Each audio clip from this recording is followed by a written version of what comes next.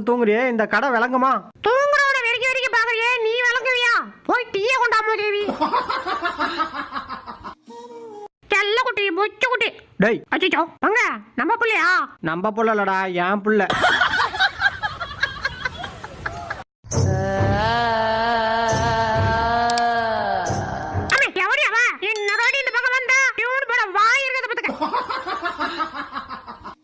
பாரு ஊட்ட பார்த்து வாங்கினே நம்பி ஒருத்தனுக்கு 2 பேத்த விட்டுட்டு போனா ஒன்னு படுத்து தூங்குது ஒன்னு நின்னுகிட்டு தூங்குது. விளங்கமுடா.